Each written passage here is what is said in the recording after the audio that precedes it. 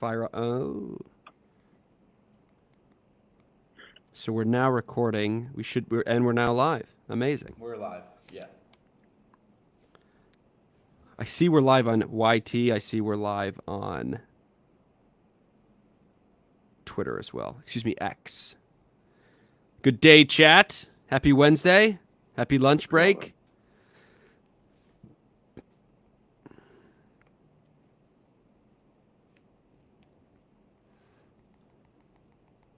Hump day. Hump hour of hump day. This is critical.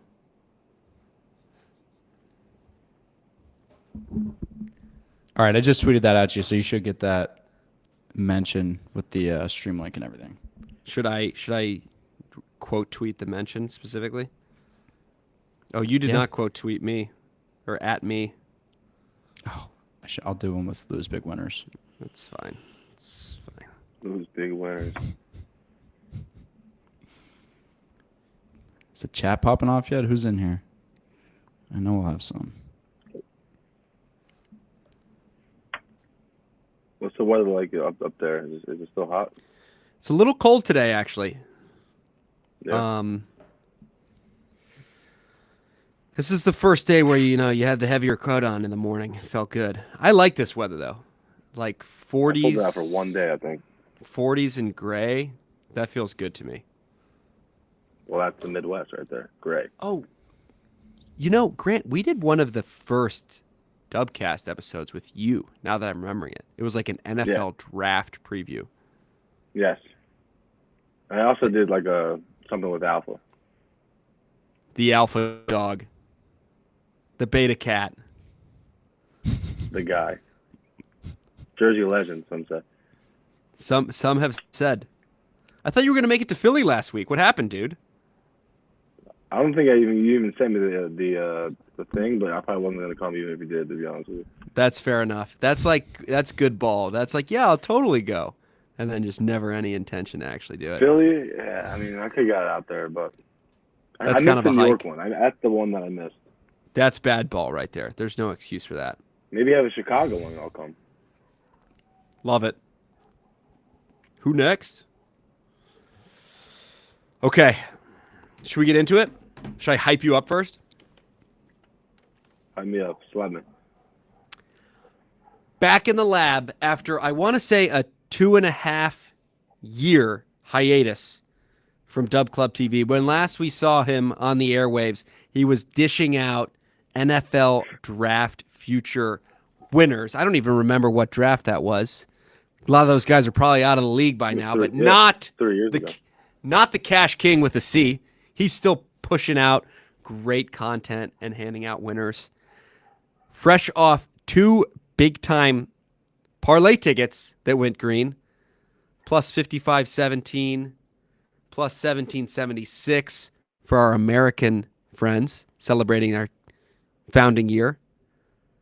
And now he's out gracing us with his presence on Lose Big Winners, talking about the college football slate. Ladies and gentlemen, please say hello to Cash King. Yeah, say hello to listeners at home. Lewis, thanks for having me, man. It's awesome to be here. It's a pleasure to be on all your picks here. So can't wait to get into it and can't wait to see what you got. This is the pleasure's all mine. Let me just leave it at that. I've been following your college football plays since you started on DubClub literally years ago, and I think you've earned a reputation as someone who's always like very consistent and very sharp. So hopefully you can hand out some winners on this program. I was 4-1 last week, so the pressure's on, brother. Donnie did an analysis. Donnie did an analysis last week. He said 5 picks, 4-1. That's pretty darn good. 27-23 on the year, so it's time to run up the score a little bit here. I'm really calibrated now. I'm seeing the board clearly. I know these rosters well. Mm-hmm. So I hope you can hang tough with me. And we lost Alex. I don't know what happened to him. Together. The algorithm between the ears, my friend. Alex will be back. I'm still here. I'm letting you guys cook. All right. We'll cook on. I'm expecting you when Iowa gets talked about. I'm expecting you to show up. What's up, chat? We got some great cappers in the chat today. Let me see. Spade, Gmo, Sriracha, bunch of legends that you should check out all their dub clubs. But that's enough hype up. Let's get into the slate. How about it? Let's start Friday night in East Lansing, Michigan. Purdue is looking for its first Big Ten win of the year against the Michigan State Spartans, coming back home after a tough... Oh, I lost Grant. Grant, where are you, my friend? I got to shoot you a text. Did he just lose connection or something? He probably was trying to... If I had to guess, he was probably trying to check out the chat on Twitter and then nuked his Riverside stream. Elon, I say this every single time we hop on stream, but please fix the chat. Make it more obvious for people. Make it easier to use. You guys are doing very well. He's spending too much time resources on the campaign trail. He's at MSG, but he can't figure out the chat. Come on, Elon. Stick to the fundamentals. I'm back. There he is. We missed you, brother. All right, we're in East. You hear me? Yeah, you're clear as day, brother. All right, East don't try to go to the Lansing. chat. Yeah, we'll relay the chat to you. East Lansing, Michigan. Purdue looking for their first Big Ten win of the year. Michigan State coming off a loss on the road in Champaign, back home for some home cooking. Line opened at Michigan State as a -13. It's moved to -13.5 where I'm looking. Total is sitting at 47.5. Grant, why don't you get us started? Is there anything that is grabbing your attention in this game? To be honest with you, nothing huge. Probably won't play anything on this. Opposed to the side, I mean, I got to lean Michigan State at the end of the day just for what Purdue's been showing us. But if I had to pick anything for a play, I'd probably go under. But nothing for that game. Honestly, just a toilet bowl. Probably won't even tune into it, to be honest with you. How about you? I'm on the same page. I mean, we've had a lot of good Friday night games in this conference this year. Purdue at Michigan State is not one of those. So no. I'm going to sit this one out. I'm not even going to spend much time talking about it on this program. To your point, if I had a lean, it's probably Michigan State, because who in God's green earth wants to bet on Purdue this year? That's a bad football team. Betting on bad football teams is no fun. So I'm sitting this one out. I'd probably lean Sparty. But, you don't got to bet every game on the card. Reminder for those folks listening at home. Or you can, but do you? Beauty's in the eye of the beholder. Okay, from the worst game on the slate to probably the best, at least from a lure perspective, the Fox Big Noon game of the week, maybe the game of the year in this conference. It's definitely on the Mount Rushmore. The undefeated Indiana Hoosiers bring their 10-0 record to Columbus, Ohio, for a top 5 matchup against the world-famous Ohio State Buckeyes. This is the first top 5 matchup in the history of the Indiana University football team. The proud tradition of Ohio State. Obviously, this is not their first top 5 matchup. Line opened with Ohio State as an 11.5-point favorite. It's moving fast. They're now 13.5-point favorites where I'm looking. Total is sitting at 51.5. Grant, this is a huge game. Do you have a betting interest in it now, or what are you looking at as you think about this matchup? Well, just first of all, I really don't see much in Indiana, to be honest with you. I know they're a good football team and all that, but I just don't think their resume is really all that. So just because they're on the road, first real big test, I would lay the points with Ohio State -13.5. I probably will end up on Ohio State. I haven't taken it yet. Just wanted to see where the line went.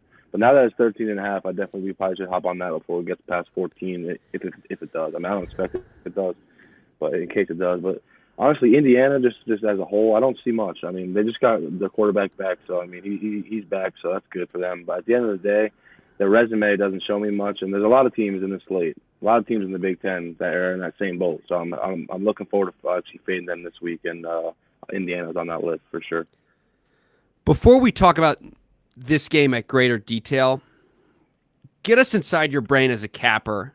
When you see a line move 2 points between Sunday afternoon when the number comes out and Wednesday when we're taping this program, like, what is that telling you? Does it make you want to jump on the direction of the line movement if it's a favorite? or are you just waiting for it to get close to that critical number of 14, or do you not even pay attention to that stuff? That's a good question. Honestly, like, when I first started out, I never really even paid attention to it. I mean, I had pretty good success, but in my last couple of years, I definitely have been paying more attention to that, and I definitely have been adding to the success. Like for example, like you said, what it opened at, but also you have to take into account which game it is. Like the Ohio State, for example, a marquee matchup, right? How many alumni, how many people go to that school, how many people are just betting Ohio State just to bet Ohio State. So you kind of have to take the game into account too, right? You got a random game in Idaho State versus Western Illinois in college basketball, and the line jumps 5 points right when it opens. Something's up, in my opinion. That's probably sharp movement. Where in this kind of game, to me, they see Ohio State home. People on ESPN have been talking about that Indiana hasn't been great resume. So to me, it's more in this game. It's you have your key number. You don't let it get past that. You take it before it does. But there definitely are games where that does take a huge into my account. I don't love going against this team at the end of the day. So if it does get, I don't really probably wouldn't punch back with Indiana here. But it also plays into the sport though. College football, college basketball, all is different. College football in general usually don't punch back into this team. Love it. Well, if Ohio State's gonna cover 13.5 in this one, I have bad news for you, Grant. They're gonna have to go through me because I am all over the Hoosiers. I think these guys are legit. I know they don't have the best schedule in the country.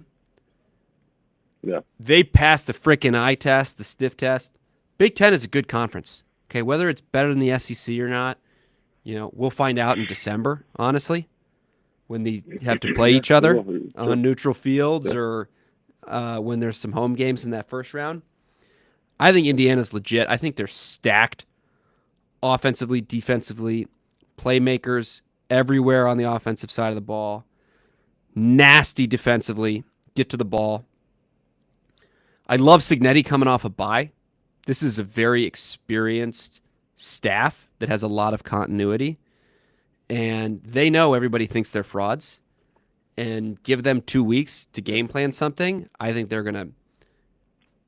This is the kind of team where their first 15 plays are going to be very well scripted against the Buckeyes. I think they're going to jump out to an early lead and keep it close. I think it's going to be a one-possession game in the fourth quarter. I don't think necessarily Indiana's going to win the football game, but I do think they will cover 11.5, and I'll definitely play it at 13.5. So, yeah, go Hoosiers. I made a lot of money tailing them this year. I'm not going to stop now. Off the bye. The I like other the point off the bye a lot, to be honest with you. And I also really do like the point where you said they're going to get out to a lead. I could see that. But to me, it is a big game, right? They're playing for second place in the Big Ten at the end of the day, right? Because they would be tied, and then they'd have head-to-head. So, I mean, if Ohio State comes out sleeping, then to me that shows us a lot about Ohio State, which I don't think that they're pretenders. But I agree. I could see Indiana coming out to a good little lead. And to be honest, as a capper, that puts you in a tough place, right? Live bets are not always good for everybody. It's not everyone just sitting on their phone. So if you lean Ohio State pregame, you got to take Ohio State. But I honestly would probably expect to be getting a better number in the first quarter, like you said. I think the other dynamic here, I shouldn't even say I think. The other dynamic here, I went to the Ohio State at Northwestern game at Wrigley last weekend. Oh, well. Felt like they were, kind of sleepwalking in the first quarter. Northwestern jumped out to an early lead. Maybe that's a look-ahead spot. As crazy as it is to say, even though this is a top 5 matchup, there are elements of this being a look-ahead spot for the Buckeyes. I mean, say what you will about Ryan Day and Ohio State. He has not been able to beat Michigan. Michigan is very down. Beating Michigan matters more than anything in Columbus. That's next weekend. Indiana has never been competitive with Ohio State. It's a home game. The Buckeyes are dealing with a ton of nicked up players. The center just tore his Achilles in practice. Jeremiah Smith got rolled up on at the end of the Northwestern game. Their tight end was hobbling off the field at the Northwestern game. Meanwhile, you got a really hungry Indiana team that's done nothing but blow the doors off of everybody they played this year. And for some reason, people are coming up with excuses as to why they're not a good football team. So I think they're going to be probably the more motivated team going into it. The other thing that I think is hilarious, And we're analyzing the hell out of this one, but this is the game of the week, so we should. Yeah. I don't know if you have a view on this, Grant. This like big noon thing. A few weeks ago when Penn State hosted Ohio State and it was a big noon game of the week, and all the Penn State fans were complaining on Twitter like, oh, this should be a night game. Fuck big noon. Like this is, big noon is ruining the sport. Didn't cover, didn't win.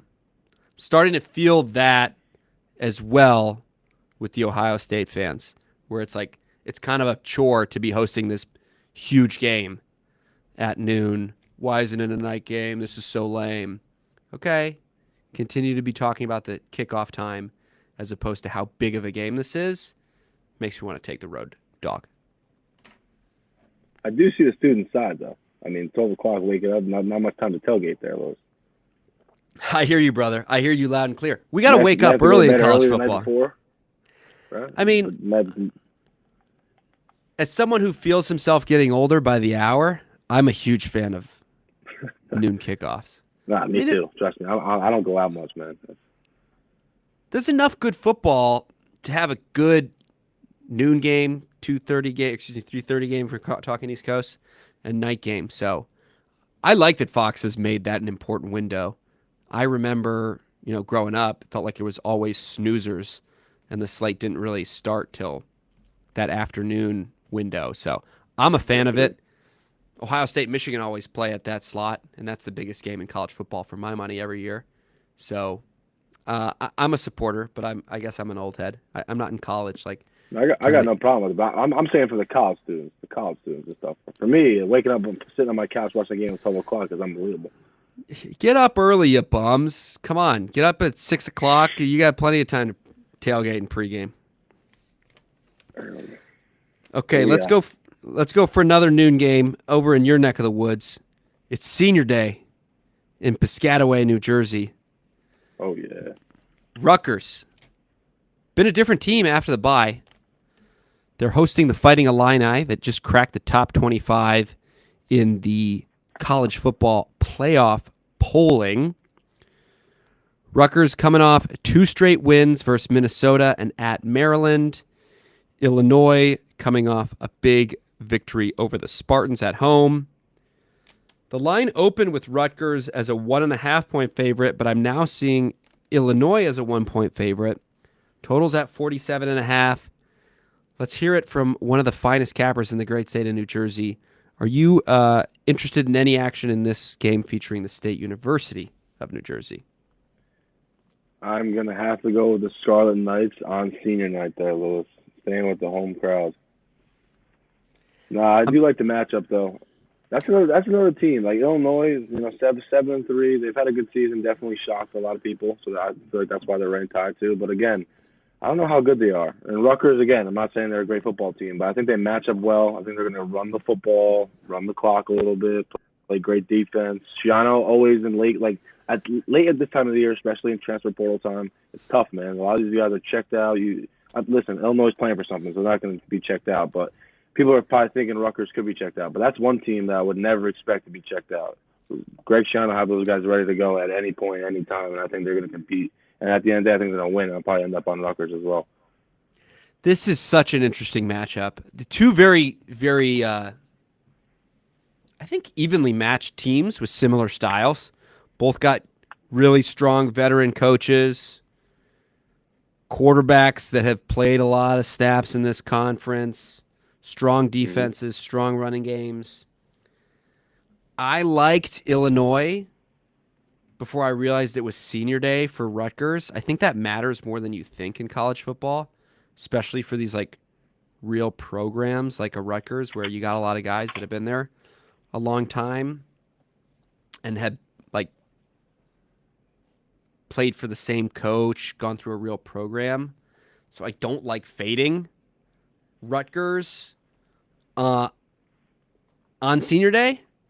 With that being said, when I put this bet in, they were a 1.5 favorite, and I think Illinois is a much more talented team. So if I could get Illinois plus 1.5, I'm taking that bet for sure. Now they're the favorite. I don't know if that actually matters to you. It's like 1-point favorite, 1-point dog. A lot of people don't care about that shit. But I'm rolling with the Illini because I do think they are a click more talented than Rutgers. I've been high on Illinois all year. Quarterback's really solid, gets the ball out on time. They've got a very good number one receiver, very good tight end, solid O-line and D-line, very good linebacking core. They're not in that tier one of the Big Ten, the Penn State, Ohio State, Oregon, Indiana class, if you believe it. But everybody outside of that class, they've played really well against and beat everybody besides Minnesota. And that was a very close game that they lost at home. So I don't feel great about betting Illinois, but I wanted to get to 5 games. This is probably my 5th most confident play. And if I lose this one, I'll tip the cap to Coach Schiano and move on with my life.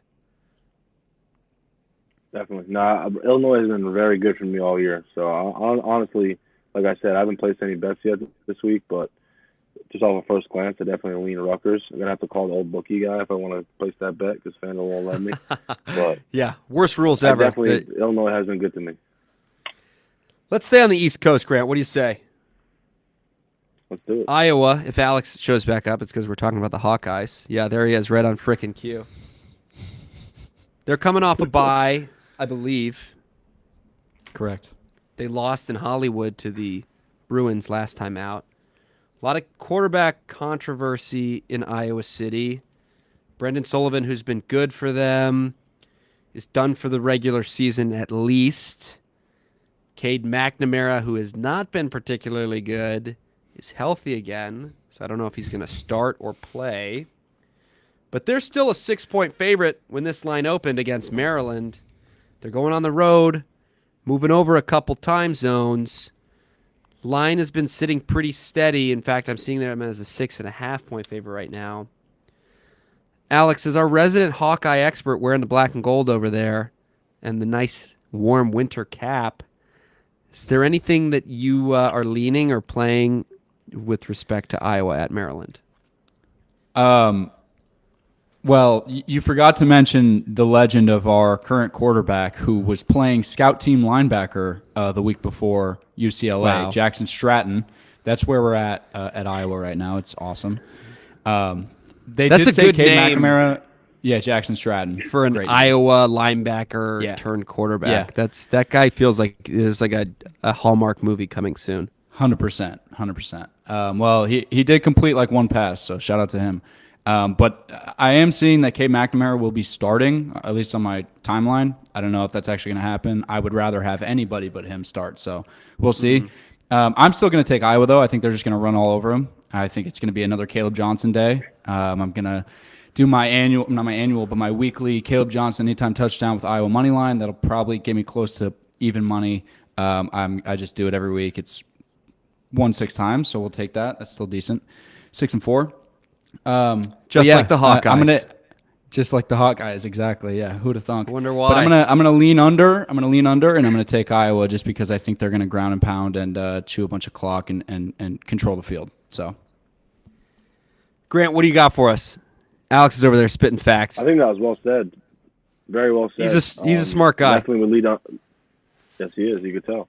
Definitely would lean under. Definitely would lean Iowa. Don't really want to know if I want to put my money in the game, but definitely leaning towards those ways. Defense travels. Iowa always shows up. Definitely will play some defense. Maryland, not the best offense in the country, I'll tell you that. So they'll definitely struggle on offense. And like you said, the run game, defense, both of those things always travel. So on the road, I'm not really worried about that. Not much into the handicap there.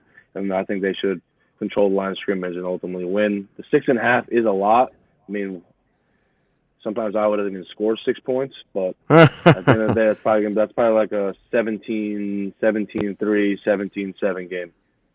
That's a good ricochet. That's a good stray. We don't call them ricochet shots anymore. That's a good stray that the folks in Iowa City just caught.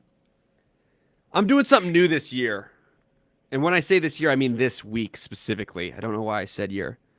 First thing I do Sunday morning after I shake off whatever the hell happened on Saturday, taking out pen and paper ESPN.com, Big Ten matchups.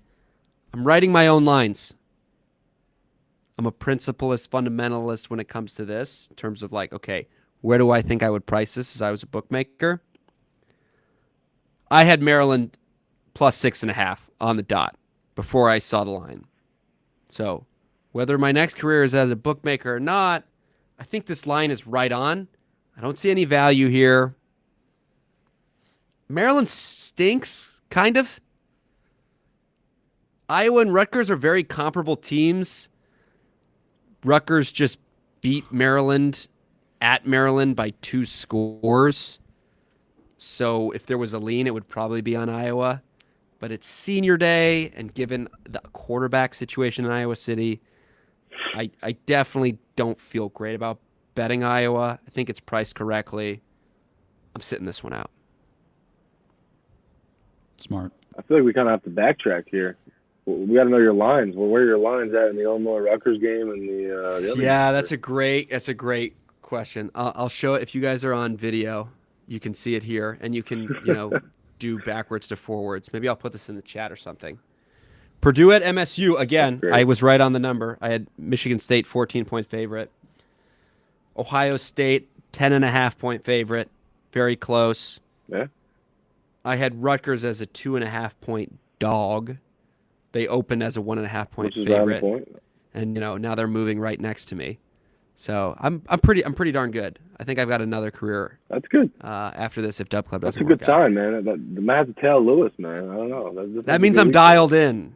That means I'm dialed in. I may not know every sport, but these 18 teams I've studied. Check Lou's Pickett. Proof is in the data. Yeah, that'll come up next. I'll put that in the chat as well. Okay, here's one where there's a huge discrepancy, and this is my favorite play of the entire Big Ten slate. I'm going to go last because I want to see if we're on the other side or not. I don't want to lead the witness here, Grant. Penn State at Minnesota. Penn State, if they hold serve, should be a playoff team. Minnesota has put together a really nice season, already clinched bowl eligibility. They are a 12.5-point favorite against Penn State. 12.5-point underdog. They're definitely not a favorite in this one. 12.5-point dog against Penn State. Game is in Minnesota. Total is sitting at 45.5. Grant, what's jumping off the page to you? The Big Ten and the frauds is what's jumping off the page to me, to be honest with you. And I'm going to fade Penn State. Take the home dog, plus 13.5, actually. I already took it when it first opened. Just off of a couple things. I mean, to me, Penn State, just their defense isn't much to me. And I don't love their quarterback play either, to be honest with you. Their defense has struggled with top 25 offenses. Minnesota's ranked 17th offense in the nation scoring. The home dog, like we said. And Minnesota's only lost one game by more than a touchdown all year. So, I mean, I don't know if Penn State's really capable of that. To me, this is like a 24-21 type of game. And I'm really excited to fade Penn State. I've been waiting all year. I cashed on them minus 13.5 a couple weeks ago. And faded them against Ohio State, I believe. And now looking forward to fading them against Minnesota here. And I really like this line, too, to be honest with you. That's how we know Grant knows ball. I am all over the Gophers, okay? Everything in my bones screams Minnesota is going to cover this number. I would not be shocked if Minnesota wins outright, honestly. Penn State loves choking in November. Minnesota's a very complete, solid, sound football team. I priced this at Minnesota plus 6.5. So the fact that I can get it at, get an extra 6 points is epic. It's going to be cold. Penn State's had a few cupcakes in a row. Pigs get fat, hogs get slaughtered kind of deal, where they've kind of like been fluffing themselves up against substandard opponents the past few weeks. Minnesota, last time out, lost to Rutgers on the road. Now they're coming off a bye week. PJ Fleck is a good coach. coming off a bye week, coming off a loss versus a team that they think they could beat. I think it's going to be a very motivated Minnesota team. And I think he's going to have the guys ready to go. This is the CBS 2:30 game, so it's going to be loud. It's a hard place to play, believe it or not, in Minneapolis when they're pretty good. I think Penn State's going to be a little shocked, coming off a snooze fest against Purdue last week. And I think it's going to be a very competitive football game. For me to be laying 2 scores, give me that all fucking day. It's senior day. I mean, everything about this game screams roll with the home dog, as my esteemed colleague, Cash King, pointed out specifically. 100%. Speaking of, this is definitely one of the ones that jumped off the page to me just off the beginning, like you said. So I'm happy to hear you on the right side. And you kind of made me nervous there to go. We've been opposite here for a little bit, so I'm happy to hear we're on the same side now. Hey, we're buddies on this one at least. Speaking of my esteemed colleague, Cash King, he is running a special for listeners of this stream only. Check out the link underneath the comments of this stream. Sheer, can you put a link in the chat as well? We haven't done that in the past, but I think that would be sweet. Sheer's telling me now. You might have to copy and paste it. You might have to copy and paste it, but the link is directly underneath the stream, and I will quote tweet it right now so everybody can get it. 50% off. Lock it in. 50% off. Lock it in. Grant's not a braggy guy, but I'm going to brag on his behalf. NBA, NFL, college football, college hoops. Cash King always covers the big sports and always consistently does a great job. So now's the time to try it out, dip your toes in. Hopefully you appreciate, based on this stream, how smart he is. Subscribe, 50% off your first month. Now's the time. Okay, this is another one that jumped off the... Could be a better time with these games. Yeah. No, you're good. Talk your book up for half a second. I was going to say, we got college basketball, NBA, NFL coming up in the playoffs, college football playoffs coming up. Honestly, there's no better time. So, to me, this is all about the money. This is the money. This is when we got our salary right now. It's getting the end of the year. Hey, I want to get a great Christmas gift for all my friends and family. It would be a hell of a lot easier if I was stacking units with Cash King, making the picket very green for the holiday. Do yourself a favor. Subscribe, 50% off first month. Let's stay in the Midwest. Northwestern Wildcats. Big loss, but a cover against Ohio State last week. They head to the Mitten State for Senior Day against the Michigan Wolverines. Michigan, a lot of seniors, won a lot of games in that program. The book is showing them a lot of respect as a 12.5-point favorite. Holy cow. Grant, that's a lot of points. Are you laying them? You like the dog? Are we sitting this one out? Total is sitting, give me half a second here. Total sitting at 36.5. And I beg your pardon, line is now at 10.5. When I printed this sheet out Sunday afternoon, It was 12.5. So it's moving fast. Yeah, I mean, I'm probably sitting this one out, to be honest with you. A little bit of the Ohio State, if it wasn't senior night, I guess maybe not, but a little bit of Ohio State look ahead, like you said. Northwestern covered last week, plus 12.5. I would have liked to get like a 13.5, 14 there. I might have jumped on Northwestern, but I mean, the Sharps probably know what they're doing there, because at the end of the day, I would expect the public probably to be on Michigan. I bet you the Sharp money's on Northwestern there, but I probably lean Northwestern, lean the under, staying off of it because of Michigan senior night. I think they're definitely the more talented team. But again, I'm not a big believer in Michigan, man. Like, I don't know about the coach. I don't know about, obviously no one knows about the quarterback situation. It's a complete shit show. It's embarrassing, to be completely honest with you. I don't know how it's possible in this era, transfer portal era. You have all that money, all that NLI, whatever the hell it's called, and you can't get a quarterback that can at least throw a fucking hitch. It's unbelievable, to be honest with you. It's actually sad. Talk about a bad offensive play. The total is at 36.5. Even for the Big Ten, that is a really low number. I mean, you got a team at a 10.5-point favorite, total sitting at 36.5. You do the math. This is the Vegas is thinking this is going to be a real ugly, 23-13 kind of game in Ann Arbor. And shit, I've watched both these teams play a lot. I agree. I think it's going to be an ugly game. 12 and a half seems like way too many points. Michigan is bad. They've been bad. I know that they kept it close against Indiana last time out, but I watched every snap of that game. Indiana played terribly. They were dropping the ball left and right on offense. They had no offensive rhythm. And it felt like the first time where like the moment really was too big. And Michigan still couldn't scratch out a W. So I don't love that it's senior day. I hate fading teams on senior day, especially, again, with proud programs with a lot of seniors that have won a lot of football games. I think Michigan's going to win this game, but I think it's going to be close. I priced this one as Michigan as a 3.5-point favorite, so I'm way fucking off on that. But I think Northwestern's making a lot of progress. Defense is always stout. Michigan's pass game is so bad. So I will definitely take the points with the Cats going on the road.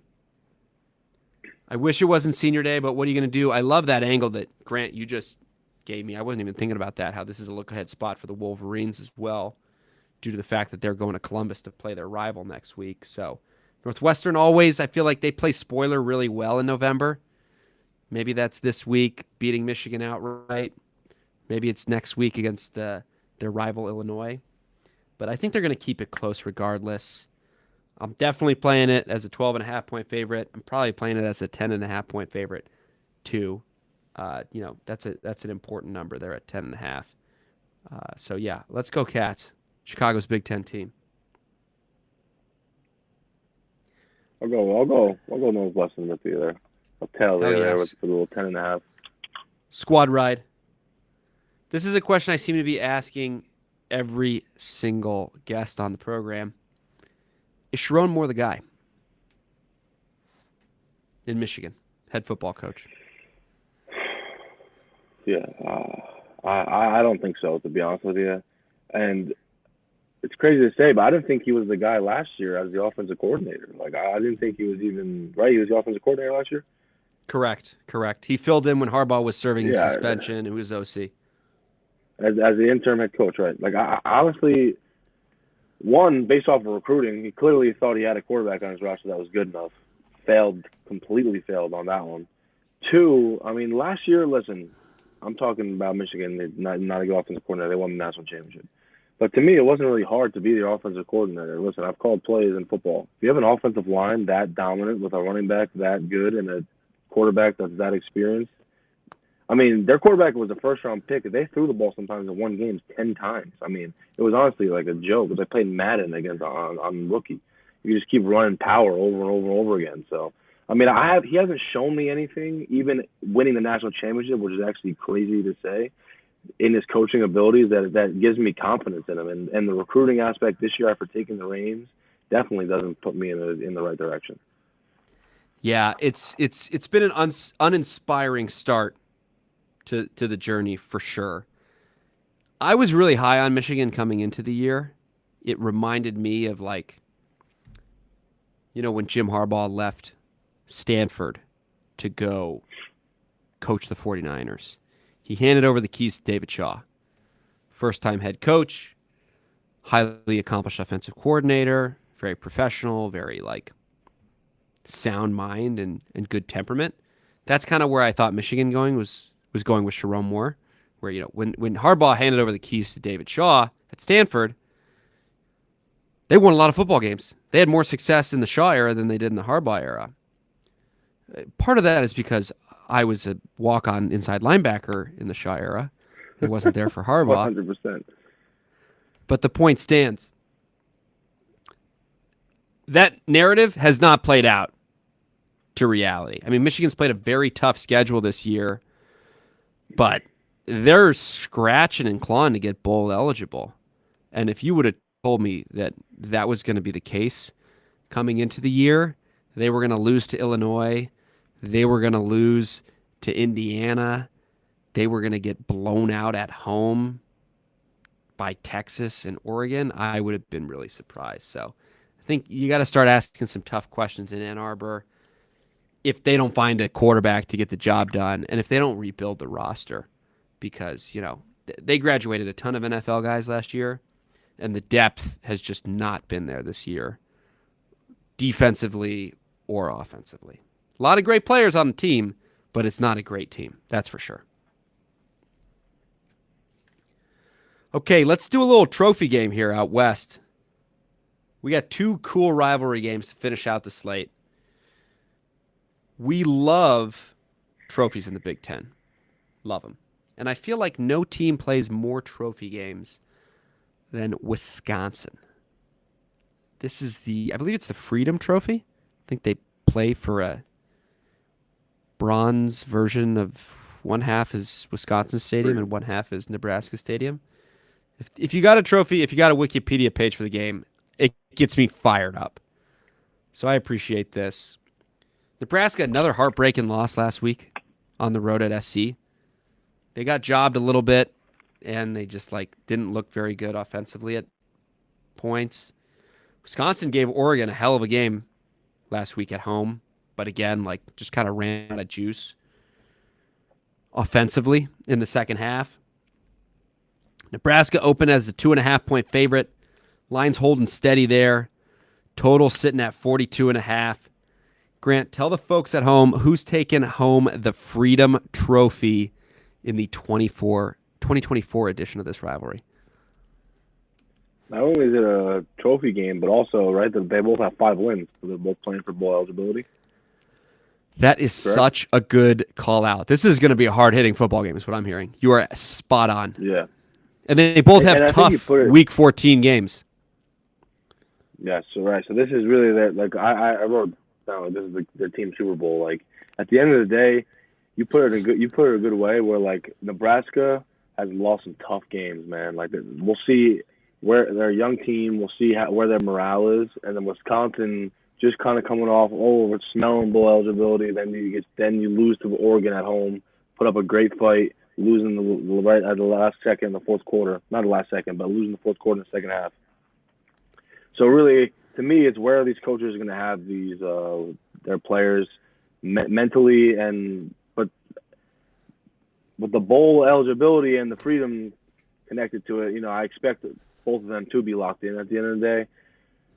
I would lean Nebraska with being home. I like Matt Rule a lot, and at the end of the day, I think they're going to get over the hump with Raiola finally. He's kept them in games. They just haven't won them at the end, and I think this is one. We saw Wisconsin fall off late last week. I think this is one that Nebraska holds on and they win. I probably won't put money on it. I'm going to have a lot of fun watching it, but I would lean Nebraska and probably the under. This is a delicious matchup from my perspective. I mean, if you love Big Ten football like I do, this is a great matchup. These teams have played a lot. There's a lot of fun facts around this game. This was shocking to me.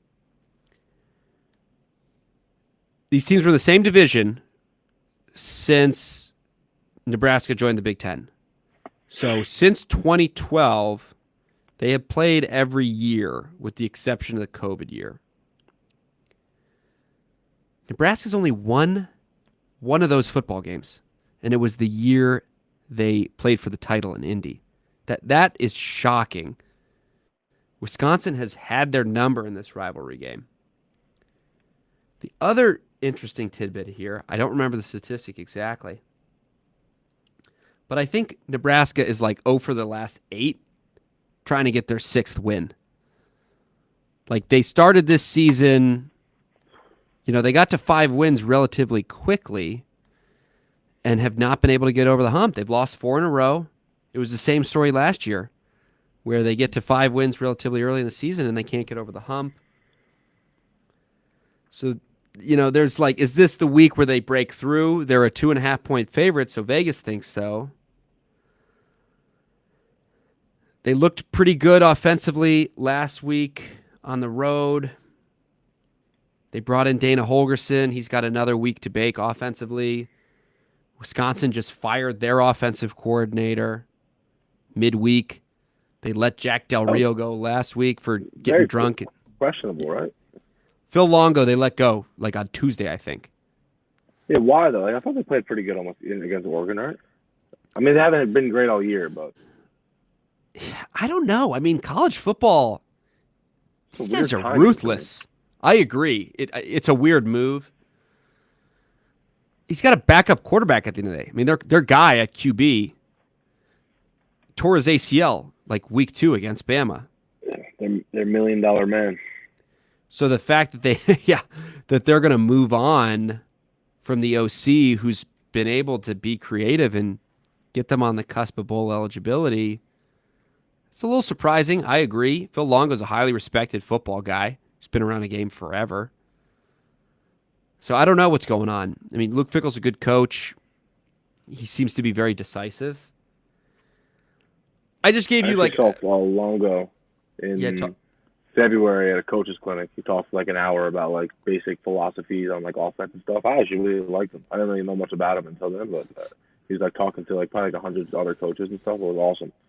But I just feel like it's terrible timing for the team, and obviously him alone. Everyone a terrible experience for his life, but just for the team. I mean, and I think that has to play into the line a little bit too. People probably expected this line to open up at PK. Like, well, maybe -1 Nebraska, but -2.5. I mean, that tells me something, to be honest. Yeah, I agree. I mean, I priced this right there at -2.5 myself. So this is another one where I think it's going to be a very interesting, intriguing game. I'm probably not going to play it. The other big storyline, I don't know what's going on with Wisconsin's like all-world safety. Looked like he got a concussion or a stinger or something at the end of the Oregon game last week. He's the heart and soul of their defense. So you don't love betting on them on the road against a pretty evenly matched up team like Nebraska, especially with all the changes to the staff. Probably leaning Nebraska like you, Grant, but also probably going to sit this one out and be a fan overall. Yeah, I'm excited to watch this one. Should be a great matchup. I mean, the fact that Nebraska's never beat Wisconsin in a regulation game as a member of the Big Ten is legit shocking to me. And like you said too, Rule and Nebraska is, what you say, 0-8 in bowl eligibility games. That's unbelievable. Not Rule, but it was, Nebraska. Or you said Wisconsin. Nebraska Rule is like 0-8 in bowl eligibility. 0-8, yeah. So that's a lot of factors playing in. All the trends are saying bet the Wisconsin, but that kind of the line's saying bet Nebraska. The storylines are kind of saying bet Nebraska, so something's got to give in this one. We'll see on Saturday afternoon. Go Vegas. Go Vegas, -2.5. Yes. Trends are a good way to lose a lot of money, in my experience. Yes. Okay, we've made it to the final game of the slate, and it's a good one. Right on time. I run a tight ship here. The Battle of L.A. This is a big rivalry for all you Big Ten originalists who haven't quite familiarized yourself with the West Coast or Pac-12 brands of football. This is a big rivalry every year. Both teams wear the home uniforms. It's fun. I was looking on ESPN.com. This is the most expensive ticket of all the Big Ten games. Can't get in the stadium for less than $145, and a Rose Bowl sits about $100,000. So there's going to be a lot of GDP happening in Pasadena on Saturday. For reference, there's a top 5 matchup in Columbus, Ohio, and you can get in that stadium for $93. So this is a big-time rivalry game. This is another game that's pretty much a bowl eliminator. USC sitting at 5-5, but they got Notre Dame coming to town next week. UCLA, is sitting at 4-6.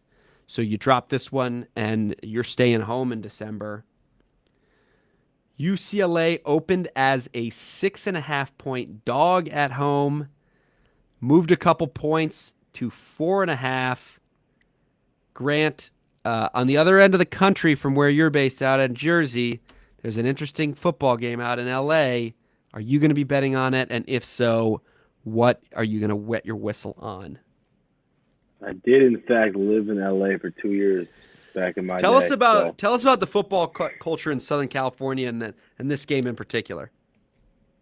I hate to say it, but it's not great. not great. I mean, listen, for them it's big, but to me, coming from the Northeast where football is everything, it's like this is big for you. Like last week, USC had nobody at their games. You know, like I'll be surprised if this game is sold out. I don't think it will be. Maybe a lot of rich people and all of the high end those guys will be there, but I don't know if like. What do you think? I think you're spot on. West Coast college football in particular is just not as big of a deal as even the NFL. And how many Rams games are they playing away? It's unbelievable. Totally. There's a lot of shit to do in California. People don't grow up sports nuts in the same way. This game, from my perspective, having played football in the Pac-12, is kind of the exception to the rule, honestly, because it is like that LA status thing where a lot of people have pride having gone to USC or UCLA. These teams legitimately don't like each other at all. Like, there are very few real rivalries from the old Pac-12, and this is one that really matters, where there's actually a lot 100%. Of piss and vinegar. So I think this will be a full house. I think it will be a good game. Now that we've done all the table setting, Grant, let us know. You got any action in it? At the 6.5, I definitely like UCLA. I mean, you mentioned that they were like home, but is there they're home? But is their home? You know, like they're both each other's neck of the woods. I mean, every single person out there can afford a ticket to go to the game. So, and listen, it might be sold out, like you said, but it won't be rowdy. I'll tell you that. There won't be Bud Lights flying around. It's not going to be Penn State at night. That's for sure. They'll have their cardigans on. They'll have a vest on, and they'll sit there and watch the game. Trust me, I've seen it. But regardless of that, 6.5 was a lot of points. Liked it at 6.5. 4.5 is what I have right now. Don't like it as much, but like you said, rivalry. Definitely would like to take the points. 6.5, loved it. 4.5, not as much. But if you can get a better number, I definitely would lean to UCLA in this matchup, just based off of rivalry being a close game. And I think UCLA has actually been doing a little bit better job down the stretch here. You just mentioned a big win they had against Iowa, so we'll see how it is. I'm excited to watch this one. I love your read. I'm excited too. This is a 9:30 Central kick, so this is a little old school Pac-12 after dark action. So, this could be a get right game for some people if they get beat up during the sunshine hours. I am all over the Bruins. I have this as a pick 'em, and the fact that I can get 6.5 on Monday morning, dial that one up to the 9s. I love it at 4.5. To your point, UCLA has been playing much better ball. Last week, losing by 12 points, I think is very deceiving. The game kind of got away from them in the fourth quarter, and nobody has gone into Husky Stadium and looked good this year. Washington's a really good football team at home, really bad on the road for some reason. I think there's a lot of matchup issues for the Trojans as well. Two position groups come to mind immediately where I think UCLA is going to just fucking abuse these guys. Pardon my French. Number one, I haven't watched a ton of UCLA football, but what I have watched, the guy who jumps off the screen is this big D lineman. I forget his name. It's like Toei or Tue. I believe he's number 93. That guy is a Sunday stud. Like, nobody can block him. And USC is very weak on the offensive line. Matchup nightmare. Game wrecker. You got a quarterback who's making a second start for the Trojans. I think he's going to have a long evening. The other matchup that's a real problem for the Trojans, UCLA has two very good tight ends. Both of them kind of... There we go, Tom. We got our handoff cooking. We're talking LA football, dude. I'm all over the Bruins. I'm all over the Bruins. The other matchup issue I think that UCLA poses for the Trojans is tight end position. So last time USC faced a really good tight end, they had a guy from the East Coast named Tyler Warren who caught about 20 passes for 300 yards, threw one, and did a bunch of other stuff. So I think USC has a really hard time with those sorts of... What's the word I'm looking for? Wet noodle tight ends that are big guys that are crafty. And UCLA's got a couple of them, Their quarterback's playing really well. I think UCLA is probably going to win outright. So the fact that I can get 4.5 or 6.5 earlier this week if I have a time machine, I'm all over the Bruins. Seats Love it. getting Love warm it. for old Lincoln Riley there in Tinseltown. Yeah. I'll be curious to see what happens. I mean, he's a great coach in my opinion. I mean, he's a great offensive mind. It's interesting, man. California is a very, very weird place. It's really hard to win there. Not only is it, like nooked in the one side of the country, like playing football in New Jersey, playing football in the Midwest, and playing football in California. I played football all three of them. I mean, California is soft compared to everything else. I mean, they have speed, yeah, sure. They have quarterbacks that like people see every single day, like out in the Midwest. They throw the ball far, blah, blah. These kids in California are like soft. They're just like sidearm and like slinging the ball. They never pan out. I mean, how many USC quarterbacks have made the NFL and been successful? No one's coming to mind. Carson Palmer? Palmer, yeah, right. Palmer. Darnold's putting UCLA, it together now. UCLA, I mean, UCLA. Who do you got to go back to in that? Back in the day, of course, but I'm talking like certainly now. Not Josh Rosen, that's for sure. With all due respect. No, right. So I mean, it's just to me, it's tough to win in California, and a lot of their guys, they recruit California, they recruit the West Coast, and it's not the best football in my opinion. Like when they come out here, I would like to see St. John Bosco, who was struggling this year in high school football, go out to Texas and play school. I think they would get walloped, and they don't go out there, but they're the number one team in the country. I think Lincoln Riley, I read this recently, and we will have to break in a second to let Tom and Dave take over. He's intentionally like not really recruiting Southern California that aggressively. I'm wondering if that's something that he's had like to come to terms with, that, in the trenches especially, the salt that you need to build a monster in big time college football is just, it's missing in Southern California. Right. I agree. And it's all the positions that we said that are soft. O-line, D-line, defense. They're always struggling on defense, but they're always skill positions are always unbelievable. So they've graduated a lot of great wide receivers to the league, that's for sure. A lot of speed. That's not where you win college football games, unfortunately, for Lincoln Riley and crew. That's not where you win Big Ten college football games either. True. I think that's why they've had such a tough time this year. Is like they're getting pushed around by the Minnesotas of the world, dropping games to very down Michigan team because they get leaned on in the fourth quarter. Yep. All right, what a blast. Grant, you're the best. After a 2-year hiatus, you came back with a bang. If you're listening right now, check this guy's DubClub out. He's been doing it for damn near 3 years, pushing out consistent winners across all the major sports. Hell of a time breaking down the slate. Best of luck. And Alex, you should probably come back in to do the handoff to Tom and Dave. I don't know how you want to do this. Yeah, absolutely. Cash King, you're the man. Guys, again, 50% off right underneath that main stream link. Go check it out. Those are your lose big winners right there. Go Hawks, I guess. That's all I got. Thanks for having me, guys. Stick around and listen to the Prop the Mic guys. They're unbelievably sharp when it comes to NBA player props. They went on a crazy run last week. So there's your little hype up intro for the Prop the Mic legends. Thanks, everybody.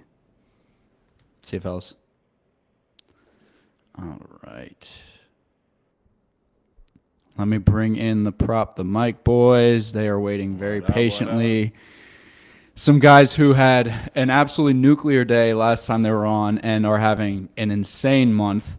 You guys sent me some numbers before you get into the slate. Let me just read out what you texted me earlier. You went 6-1 last night. You're 31-7 over the last 9 days. You're up 41 units in NBA this month.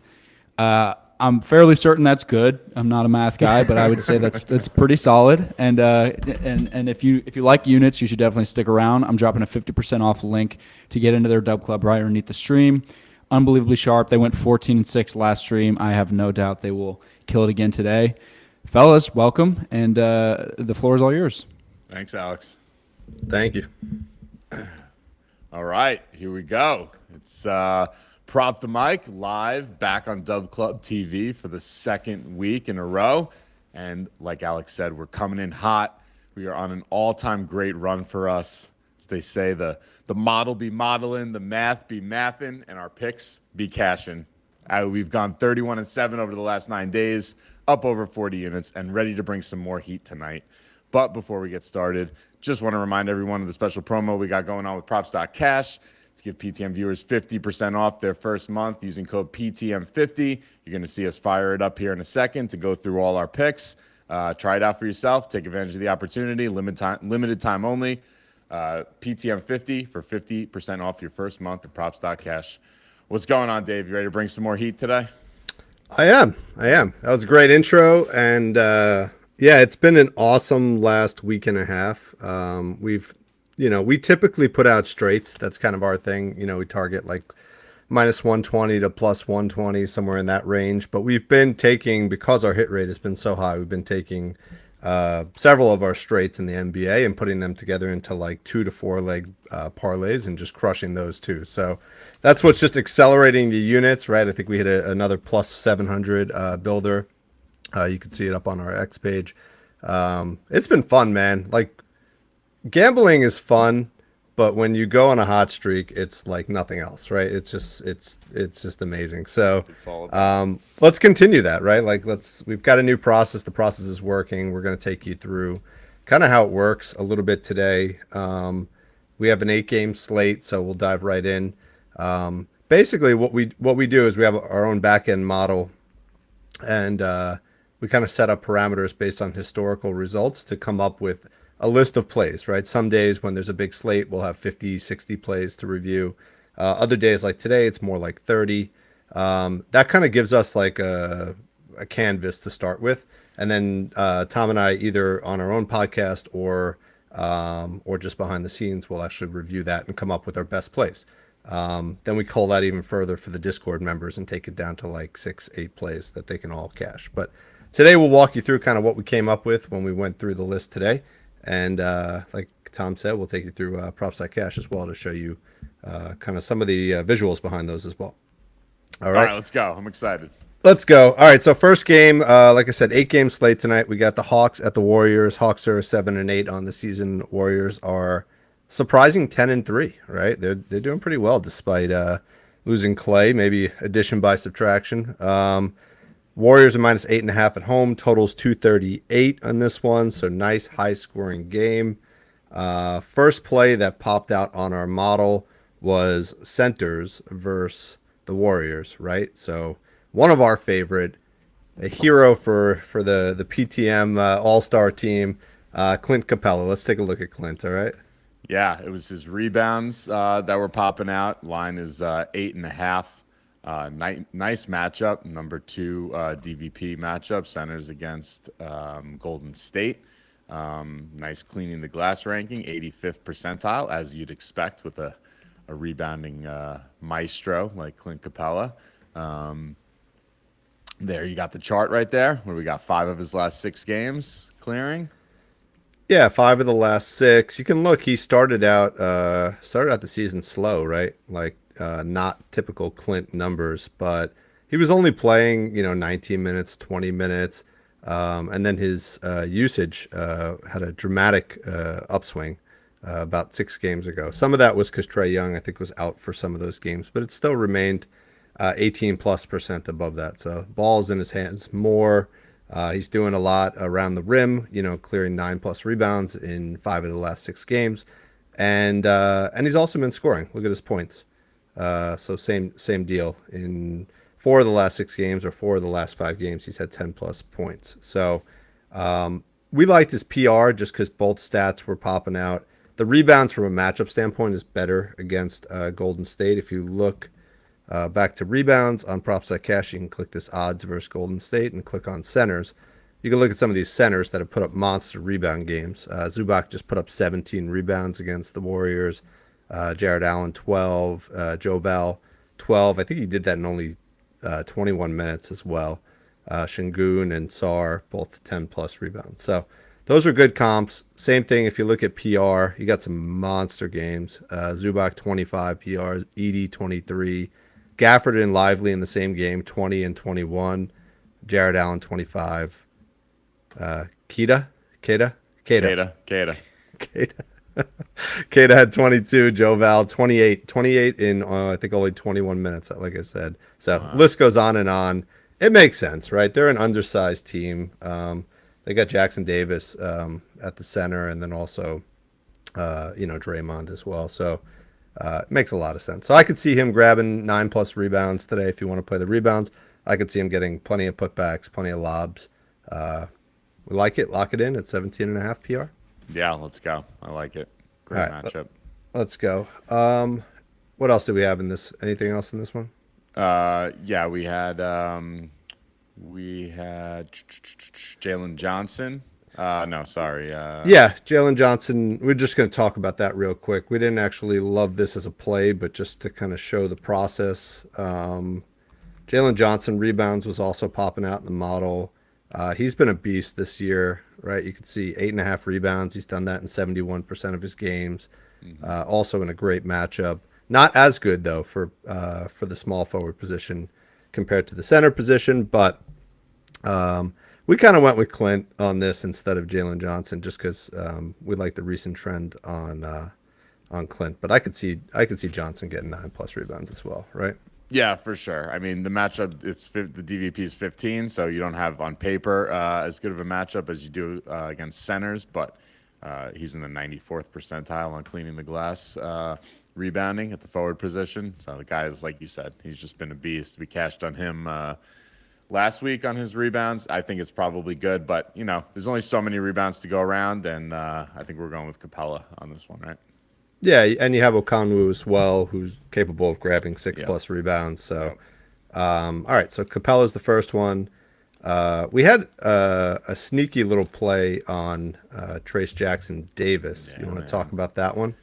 Yeah. So assists, for him to get 2 assists, 77% hit rate this season. DVP's, not great at 19, but we're only talking about 2 assists here. Here's what I like. As a big man, he's in the 91st percentile in terms of assists. I think that's why I think Steve Kerr likes those playmaking bigs out there, similar to what Draymond does. I think that's why you're seeing him as part of the rotation there in Golden State. And you got that prop screen fired up there. Yeah, look at that. Look at all that green. Yeah, 77% hit rate, and the comps are great, right? I mean, look at these: Horford with 2, Isaiah Stewart with 3, Missy with 3, Sabonis won't even look at. He's just an anomaly for a center. But Joe Val, who's not really, his line was the same, 1.5, put up 6 and 4 in consecutive games. Yeah, and same thing with Chet, 1.5 assist line, put up 4. So this one has potential for a ladder play, right? Like I could see this going 3 or 4 assists, but even at -154. It's not bad value, and you can play this, with something else to get this to +100 easily. Do we have one we want to play it with, maybe? Maybe. We have 2 other potential builder legs in this game. So you can choose to put all 3 of these together, or you can kind of keep them separate. But the first one that was popping was Clint Capella for 1 assist. Mm-hmm. Yeah. So I know this is a favorite of yours. I mean, I love big men for 1 assist. I think it's fun. It can be very excruciating to watch somebody out there for 20 to 30+ minutes and walk away with 0 assists. But he's done it in what is that, 8 straight games, and he really only missed twice earlier in the season. So with all the scoring that's going to happen this game, like I said, 238 points is projected in this game. And the history, I think he's in a good spot to get 1 assist in this game. So you could take Clint for 1 assist and put that with Trace Jackson Davis for 2 assists. Or I think what's the other one that we got? Draymond 1-3. I like there's probably a bit of correlation there between TJD and Draymond 3, the assists and the 3 potentially. Just going back to Capella 1 second, like he doesn't give himself a lot of opportunities to get that 1 assist. Like his potentials are he's either got 1 or 2 potential assists in every game this season. So the opportunities are not great. So like you said, could be excruciating. This one, I feel like Draymond will get a few more chances, right? I feel like his 3-point attempts are up a bit, right?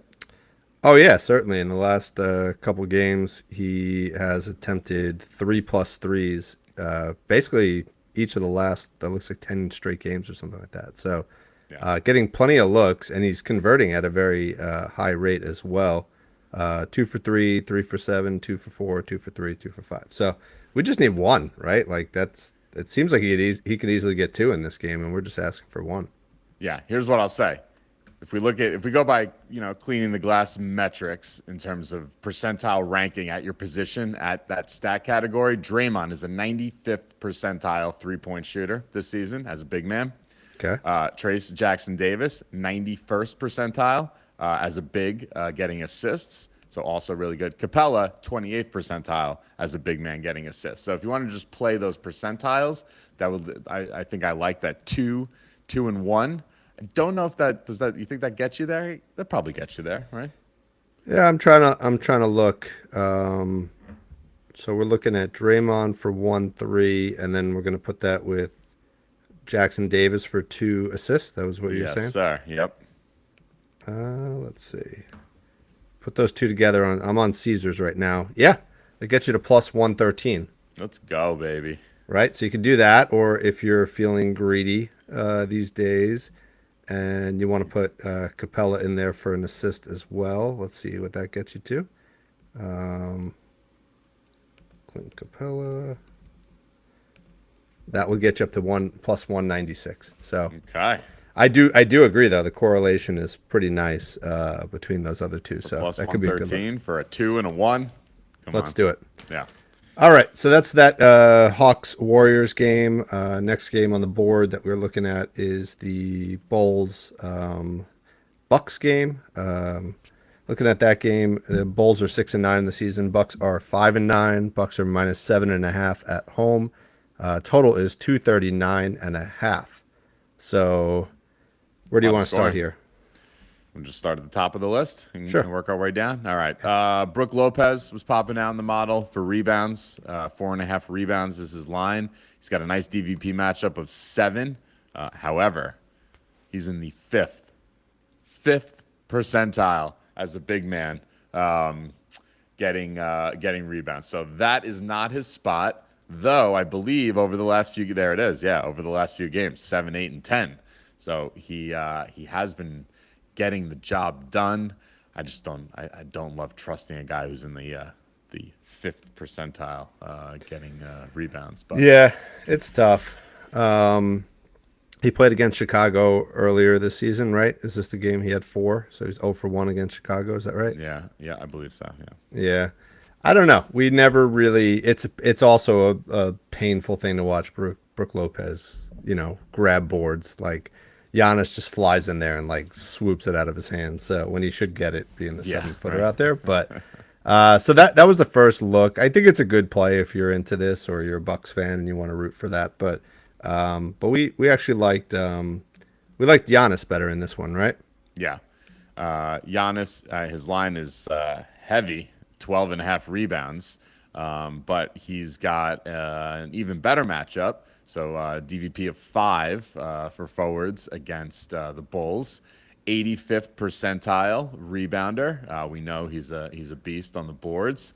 What's that chart looking like there?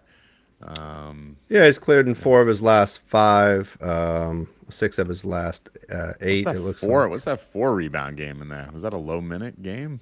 No, sometimes Giannis just like chooses not to play. Yeah, Right? It's like the guy can put up a triple-double one game and then put up 4 rebounds the next game. So, but this season he's been an excellent rebounder. So definitely love this as part of a builder. If you want to take him down to 10, we actually have a builder out in the Discord that includes Giannis for 10 rebounds. But we think he's going to get to the 12.5 in this one. Do we have some good comps for this one? I mean, power forward wise, there's not really any power forwards that mimic Giannis, but John Collins got 13 rebounds on a line of 7.5. Evan Mobley had 11 rebounds on a line of 8.5.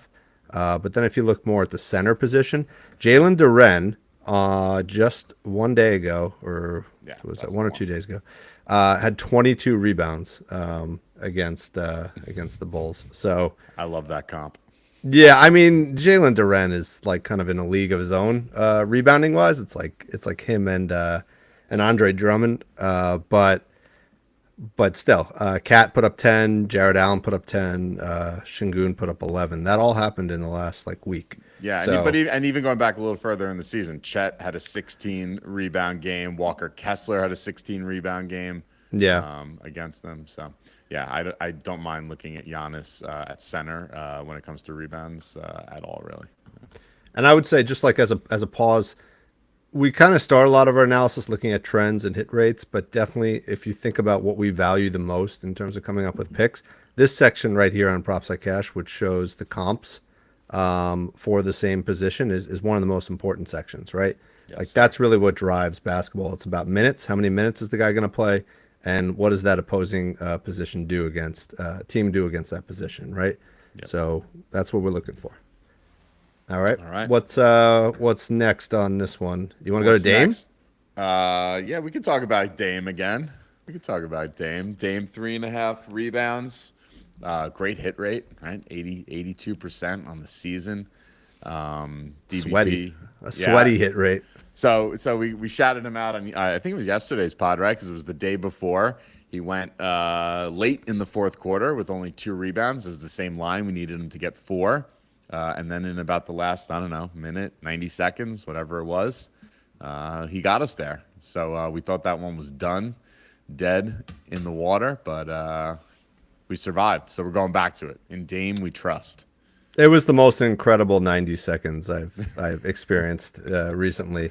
I mean, he was like Tom said, he only had 2 rebounds with a minute and a half left in the game. Grabbed back-to-back rebounds on consecutive possessions, defensive rebounds, and then went and won the game too. Right, yeah. So it's like Dame just like took over. So as much as he's not looking quite like the old Damian Lillard, he certainly's got it in the tank still to take over when it's Dame time. So so if you look at this, great hit rates on the season, even better hit rates at home, even if you go back to last season, might even go further, right? Like all the way back to here. I don't know what that is, like 12, 13 games, except for this one where he ended up with 3. So it's no doubt going to be sweaty. I like though, Fred VanVleet just played them the other day. He had on the same 3.5 rebound line. He had 7.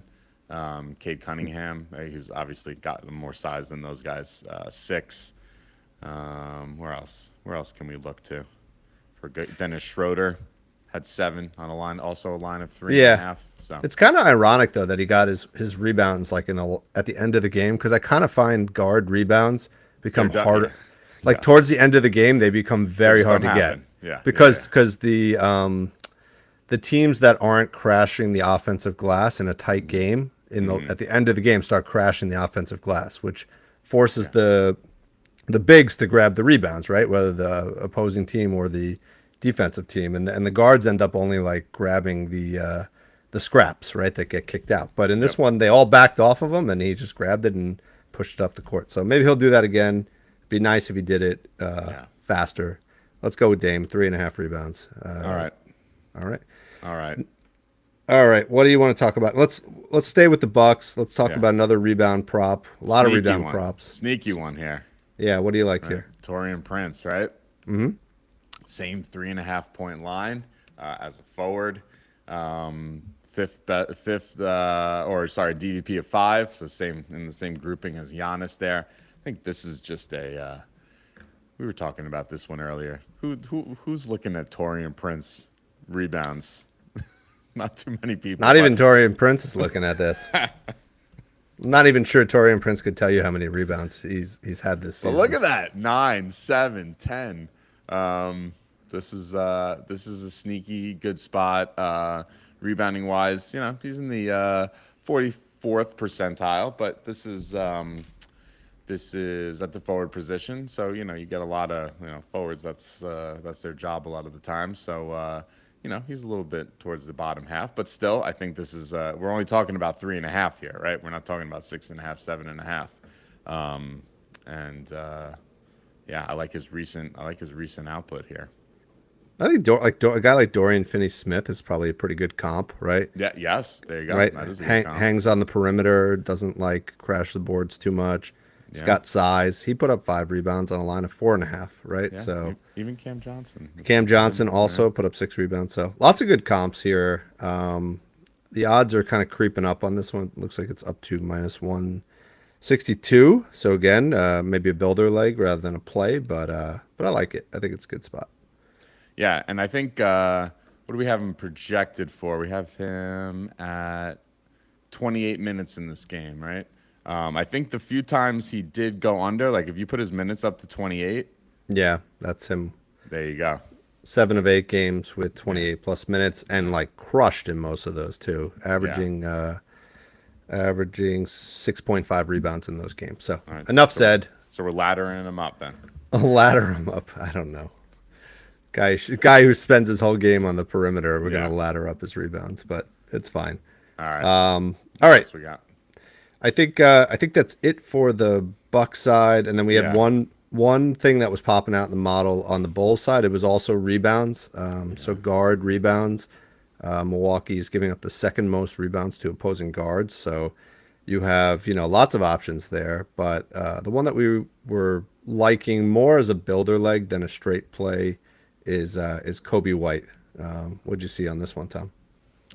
Yeah, Kobe White rebounds. Where were we at here? I think with his minutes, right? He's going to play. Yeah, if you get him up to like 30 minutes, the hit rates get better. I don't know, man. It's just I have such a hard time playing Kobe White. We were talking about bringing him down to like 3. Again, it doesn't really improve the hit rates, but it gives you a little bit of buffer in this game. 3.5 is at plus 130 on FanDuel, so 3 is probably, when those alt lines come out, will be probably not terrible, probably minus 170. So if you want to include that. We also have Patrick Williams out, right? So there's some extra rebounds to go around. Yeah, different position, but Patrick Williams was really popping in the model. We spent 10 minutes looking at him this morning, only to find out that he's out today. So I think we're expecting bigger minutes from Kobe White. But again, if you want to take Taurean Prince for 3 and maybe Kobe White for 3 and put those two together, that could work. Yeah, three is really nice for him. If you look at his last 30 games he's played without Pat Williams in the lineup and played 28 minutes, he's cleared in 83%, 25 of his last 30 games. So. Most of those go back to last season, but most of them go back to last season. Yeah.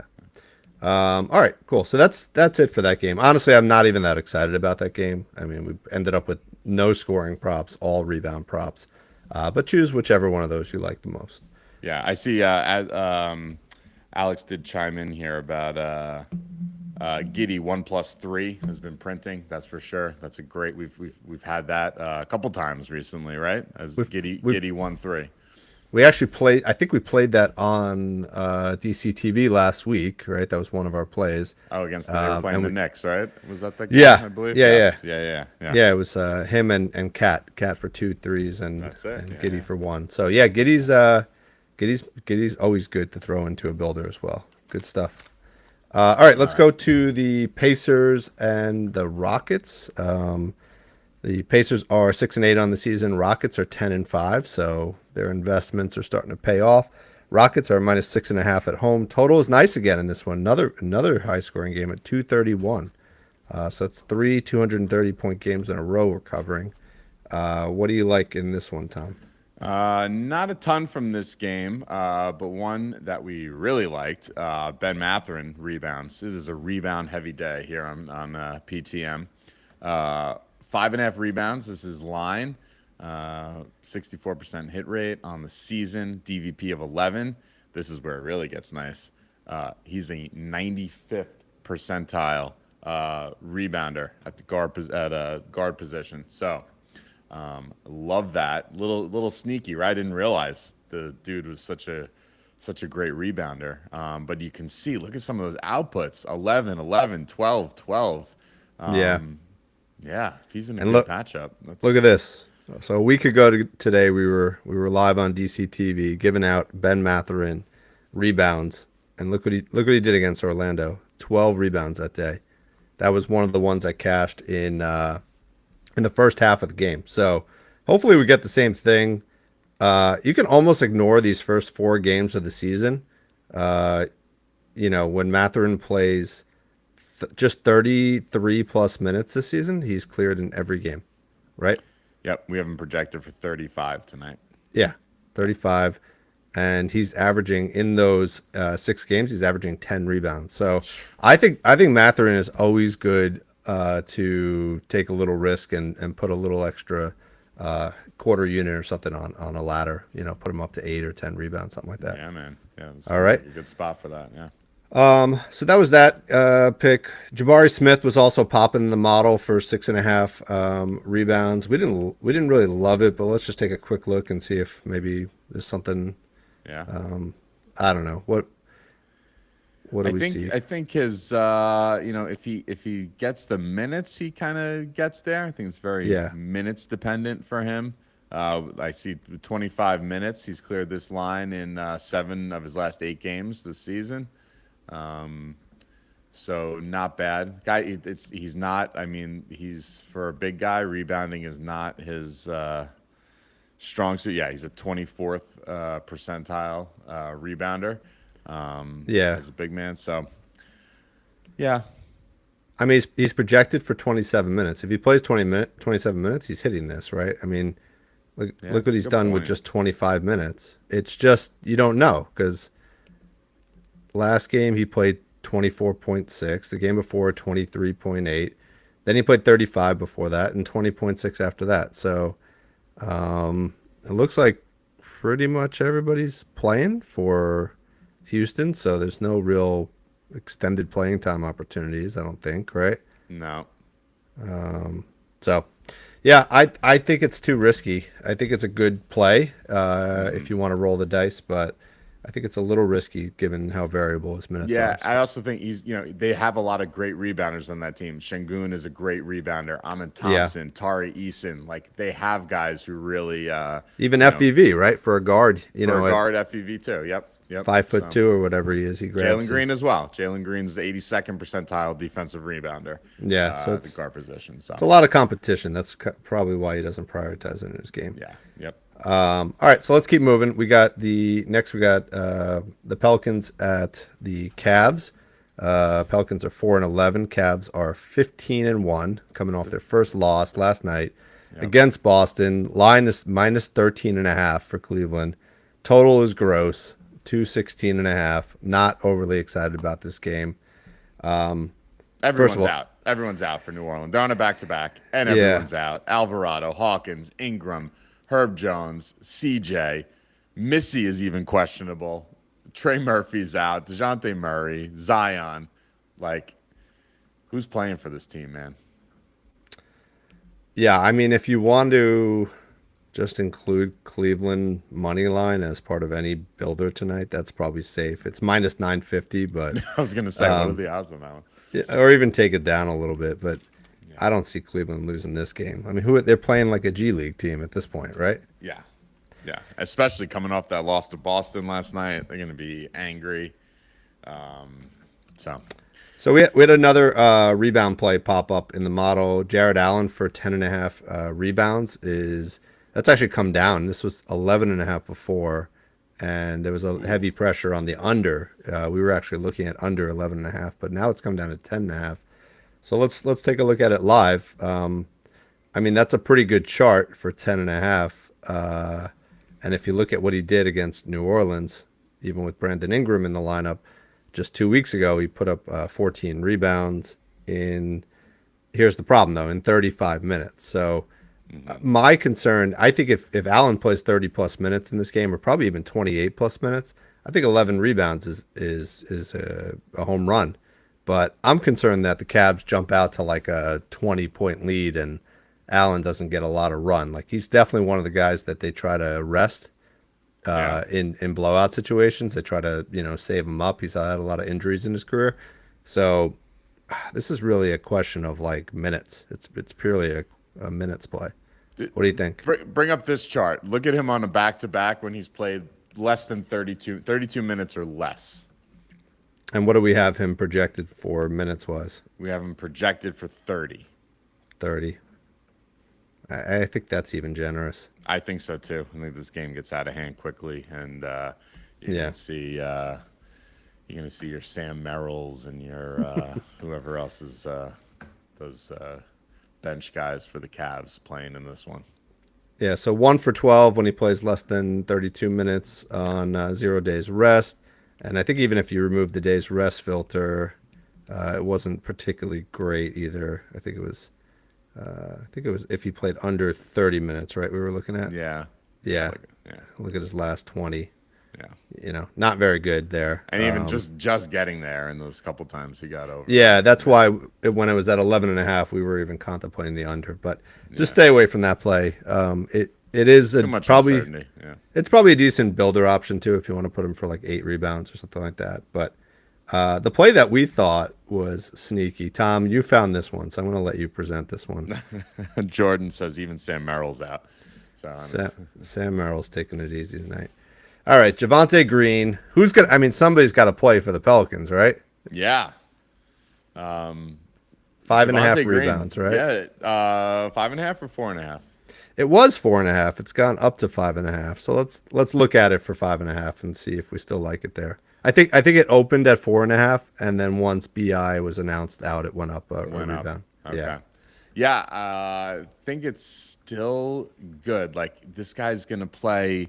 I mean, look at him the last. Where are we at? Oh, I got to take this filter off here. I mean, even the last 2 games, right, that Brandon Ingram did play, he played 30 and 31 minutes in their last 2 games, right? So it's only got to go up even more now that Ingram's out. And he is actually a great rebounder, 83rd percentile rebounder at his position. It's just all about the minutes. Obviously, the guy's a bench player, right? So doesn't get a ton of minutes. Yeah, and I think you mentioned offensive rebounds, right? So he averages 4.9 defensive rebounds when he plays 30-plus minutes in his last 10 games. But he averages 2.9 offensive rebounds, right? So to walk away with 3 offensive rebounds and only need 3 defensive rebounds to clear seems pretty good, right? Yeah, really good. And especially if Missy's out, you're even. It's like that's a piece of cake. So Cleveland may not miss a shot in this game. They could shoot 100% in this game and give no rebound opportunities for Javonte Green. There you go. That's one way to look at it. Yeah. But I think 6 rebounds is pretty safe, and I think feels good. I think I would. I don't know if I'm going to play this one, but I might just sprinkle a little bit on him to get 8 rebounds. Yeah.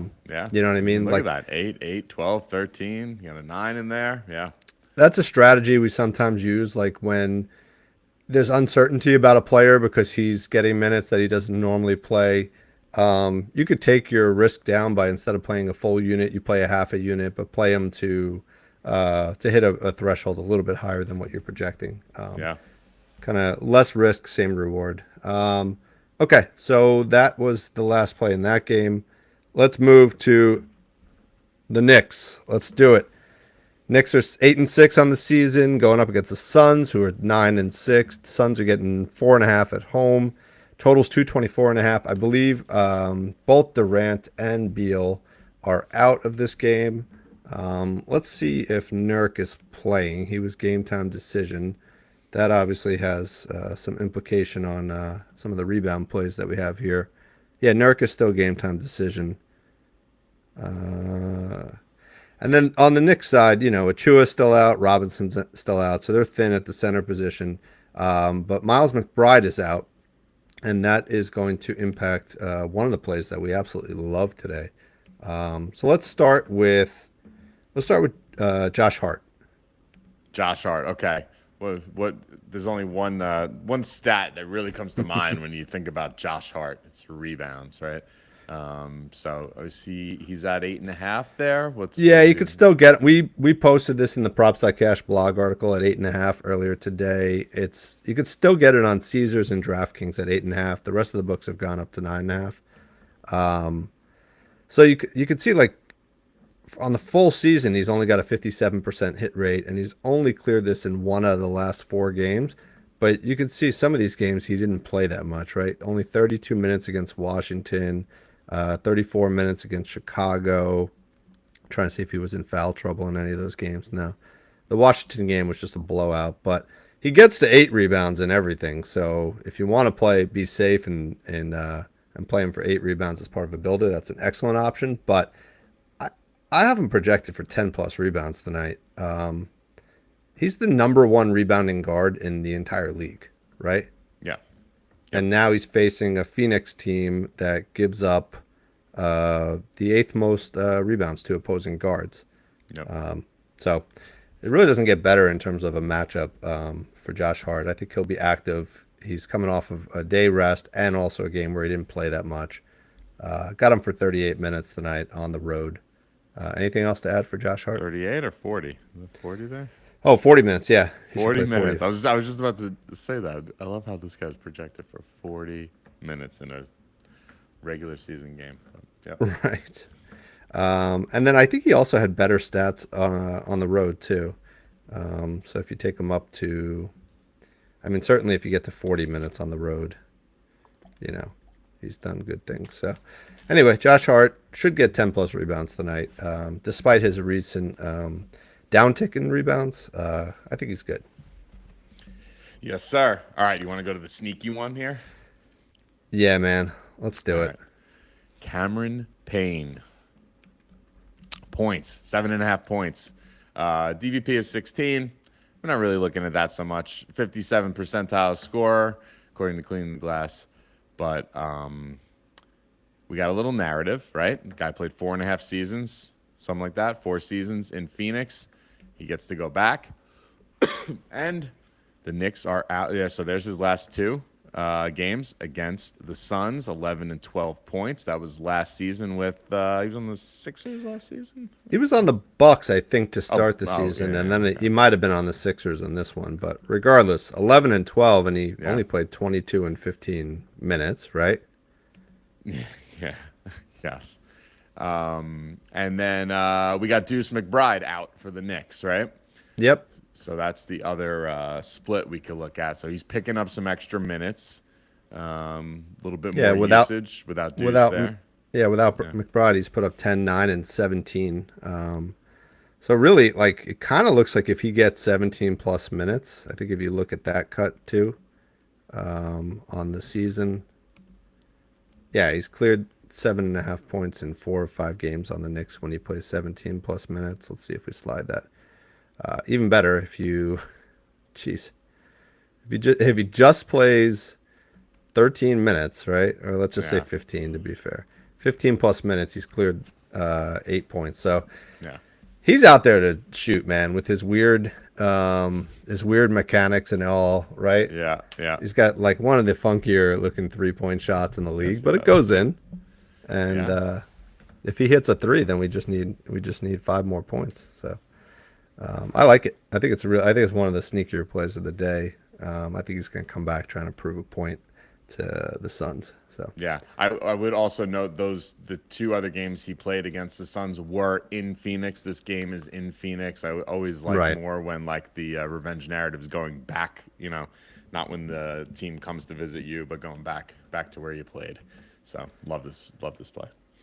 All right, 2 more plays for the Knicks. We gotta just look at OG, right? OG for 2 assists. It's sneaky. The hit rate is crazy. Yeah. So this is one of those where it's like, all right, 71% hit rate. It's a good matchup. It's just, I don't know. I feel like you gotta just use a little common sense on this one and say, yeah, the hit rate is saying play it, but the probability is like there's a lot of luck involved in him getting 2 assists, right? Yeah, it's fluky. Yeah, it's just he's more of a guy that gets assisted, right? He's it gets he's open. There's a double team. It gets kicked out to him. He shoots. So yeah, hit rate's good. He's not. I mean, that's not his game. We go in he's low, like 33rd percentile. So not great. So anyway, yeah. I mean, it's still kind of an intriguing play because it is at minus 129 just for 2 assists. So if you like that, go for it. And then the last one in this game was Cat. Karl Anthony Towns, 4 rebounds. Very intriguing, this one, right? 11 and a half rebounds, minus 115 on DK. He's done this in 3 of his last 4 in 54% of games this season. He's been a beast, man. I mean, with the sliding into the center spot for the Knicks, he's like really grabbing all the boards. Did we like this one or not like this one? Like, would we play this or no? I think I don't know. We were torn on this one, right? It just. I mean, look at that. He had 12 rebounds against Washington. I mean, Washington's horrendous against the center, but in 25 minutes. Yeah, just 25 minutes. Yes. Yeah, it's close. I think this one could be, but I do think this game will be competitive, even though Durant and Beal are out. I think the Knicks on the road against the Suns, I think will be a competitive game. The spread is only 4.5, so if it is, he'll play fourth quarter minutes and he'll probably clear this. Another way, we didn't even talk about this, Tom, but another way you could approach this would be to play his RA, and look at the hit rates.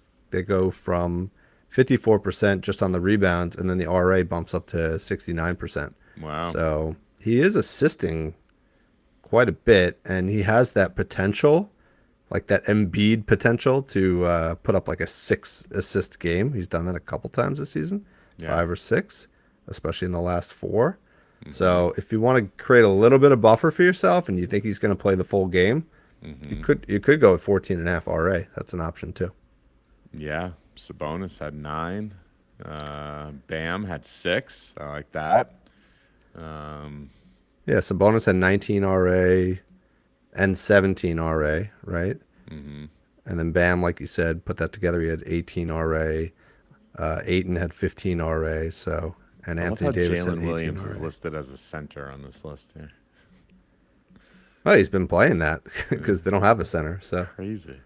All right, so Cat, we're kind of on the fence. We haven't decided if we're going to pull the trigger on this one, but I do think Cat for 11.5 rebounds or maybe even 14.5 RA I like better. Yeah. All right. We got 3 games to go. Let's go to the Magic Clippers. One of our favorite players this season has been Norm Powell. We've talked about Norm Powell on our podcast like way more than we probably should. Yes. So the Clippers are getting 3.5 at home. The total is low in this game, 205.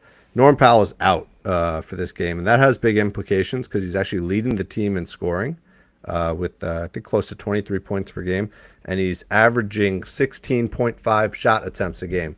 So that's a lot of volume to go around. So let's just talk about Derek Jones Jr. This is a horrible matchup for him going up against an Orlando team that gives up the least amount of points to opposing forwards. But we're just playing the minutes play on this one. And if you look at Derek Jones, he's projected for 28 minutes tonight. But if you just take him to 24 minutes in his short career on the Clippers, he's cleared in every game, and he's averaging 11.9 points per game. So yeah. I think of the guys who are going to get more volume, Derek Jones is going to be the main beneficiary. So I like him for 8.5 points. You like that? Yeah. I mean, someone's got to take those minutes, right? And I think he will be the recipient of that. So I think it makes a lot of sense. All right. Another guy whose minutes should go from sub 20 up to high 20s is Chris Dunn. Yeah. So tell us what you saw for Chris Dunn.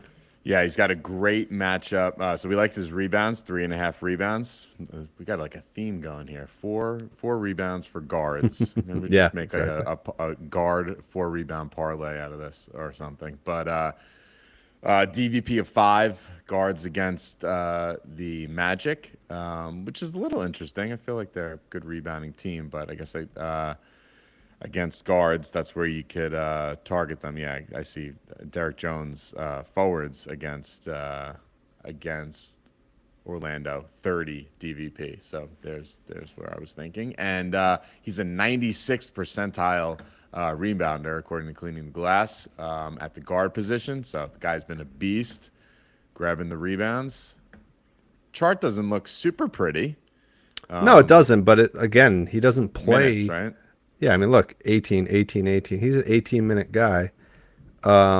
We have But him we have him projected for 28. Yeah. Yeah, 28. If you just take him to 26, he's cleared in all 3 games. And even if he doesn't play that much, even if he plays just like 24, right, he's cleared in, what is that, 5 out of 6. So, again, this is another Damian Lillard sweaty play. He'll probably finish with 4 and get it in the last 2 minutes of the game. But there's good value for a guy whose minutes are going to go up by probably 10 over what he normally plays. So. Yeah, I like it, and I like the. I think it's sneaky with how well he's been rebounding. He's grabbing 13% of the Clippers' defensive boards as a small guard. Like, this is pretty awesome. I just don't love that it's just like you see a lot of 4s. Like, I wish I saw a little bit more cushion on a couple of those, but. Yeah, I mean, I think this is a sneaky good one with the extra minutes he's going to get. It's sneaky, yeah. All right. So we had one play on the Orlando side. Tristan Da Silva, also the main beneficiary of Paolo Banchero being out. We had him for 2 plays, which were also kind of juicy plays, but 1.5 assists, right? Mm-hmm. Again, minus 184, so can be part of a builder play. You can get that on Caesars. Underdog also has it. But he's done that in 73% of his games. I believe Da Silva is a rookie. If you knock out a couple of these games where he didn't even play 20 minutes, he's cleared in 8 out of 9 games with just 20 plus minutes. And we have him projected tonight for 25 minutes. I would just I think the caution, right, is that Wendell Carter's coming back, right? Yeah. So he was picking up some of those minutes as a big man with Wendell Carter's absence and even Banchero as well. So I don't know. I'm sure Carter will be. Is Carter back? I see him day to day. He's game time decision, so Okay. We'll find out a little bit later. That would be a little of the risk, I guess, in this one. Yeah. But it's I not think much. so. We're talking about 2 assists and a 3. 2 assists. And a 3. Yeah, so. And then his other play is 1-3. So I kind of like the 2 assists better than the 1-3, especially if Carter does come back. That the 2 of them are on the floor. That just gives him another passing option. So again, these aren't crazy great plays, but they're plays that if you are just looking to juice up an existing play or want to build a builder, they could be good look. So get Tristan Da Silva while you can, because he's going to be unavailable on the props soon. Yeah. All right, let's move quickly through the last 2. We got the Sixers and the Grizzlies. Grizzlies are plus 3.5 at home. Totals 223 in this one. Just 2 plays in this game. The first is Jaren Jackson for rebounds. Yeah. So really depends on how you classify Jaren Jackson. He's kind of like classified as a center, but also as a power forward. But his rebounds were 5.5 earlier today. They're sneaking up to 6.5. But if you can get it for 6, that's still good value.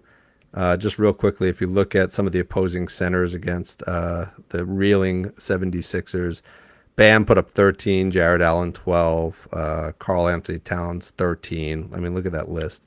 Nurk, you got to 15. remember Embiid not there for a lot of those games, most of those games, but right? some of those were with Embiid there. Jonathan Isaac just put up 9. Franz put up 11. Kevin Love, our guy, in the 12 minutes that he plays, put up 7 rebounds. So Jaren Jackson, I think, is getting 6 rebounds tonight. So let's play Jackson.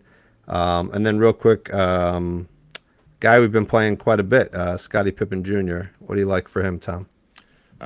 His are the points, 10.5 points. Not the best matchup on paper, but I think it's just about the minutes, right? He's got no Ja there. I mean, it's a good hit rate regardless, right? Now we look without Ja. What is that? 5 of 7 this season. 5 of 7, but the average goes to 12.9 points. So that's really good. And then point guards against Philly. There's been some good. Jalen Suggs, 19 points. Darius Garland, 25.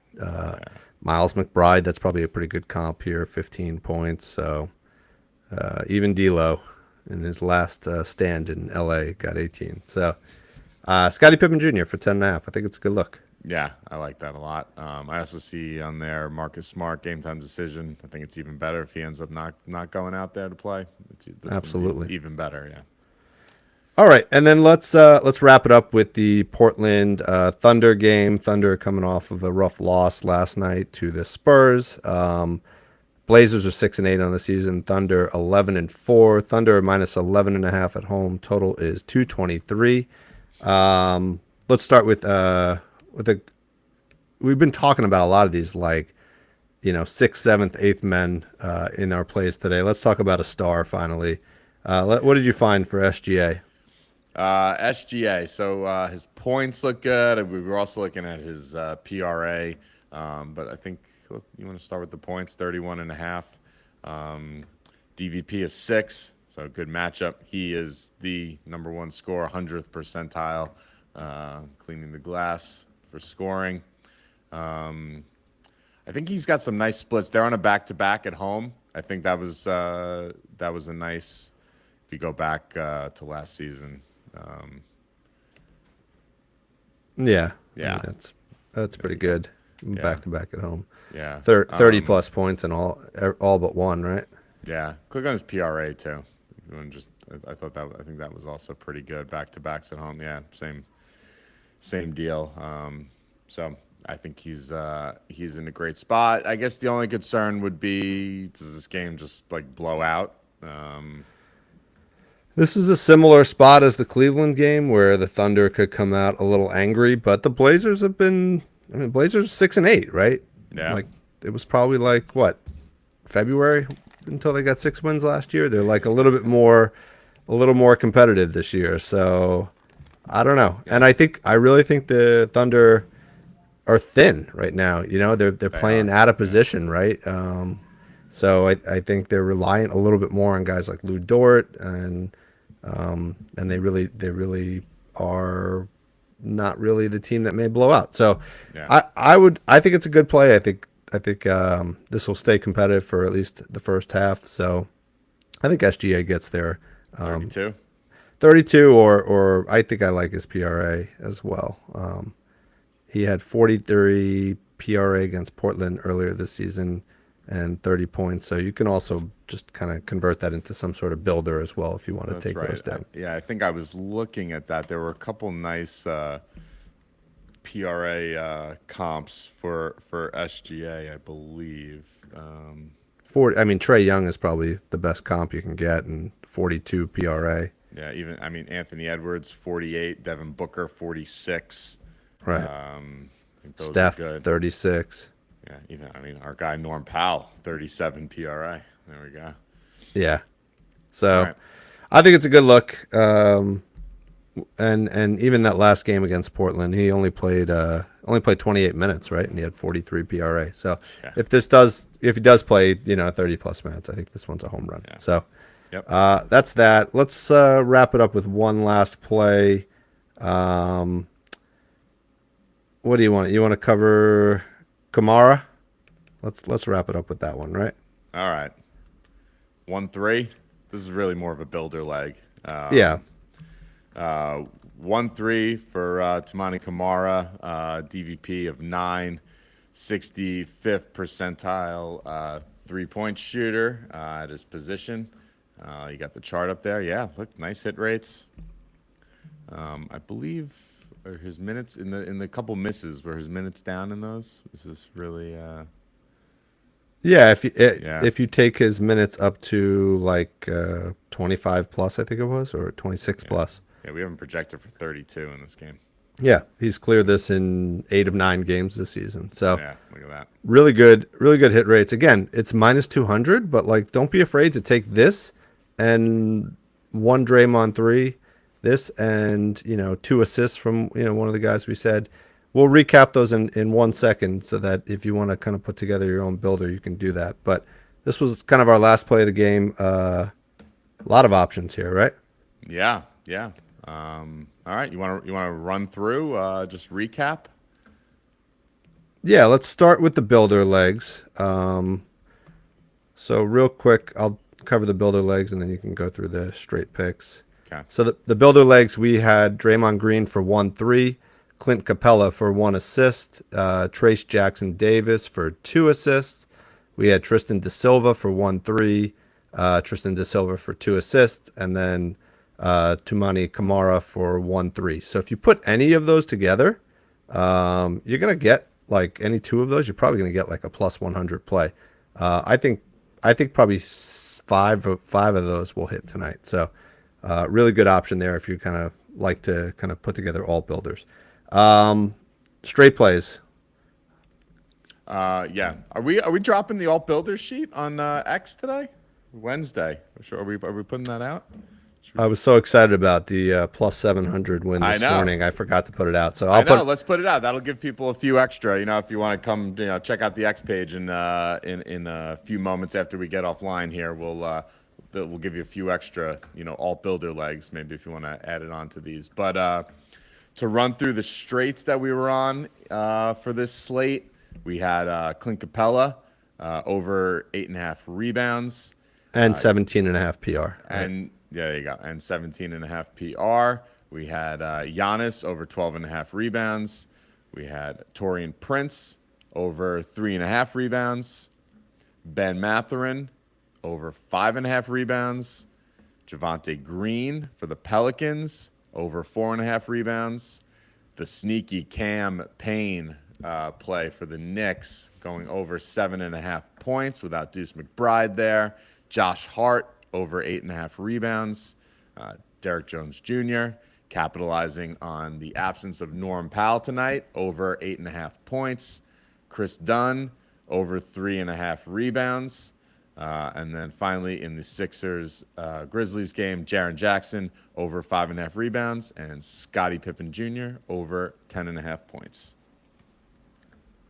So that's it. That gives you 11 options for straights, and then what was that, 5 or 6 builders. So plenty of stuff for you guys to play. We also combine these into parlays in the Discord, so feel free to jump into the PTM Discord, our DubClub. Use code PTM50 to get 50% off your first month while that lasts.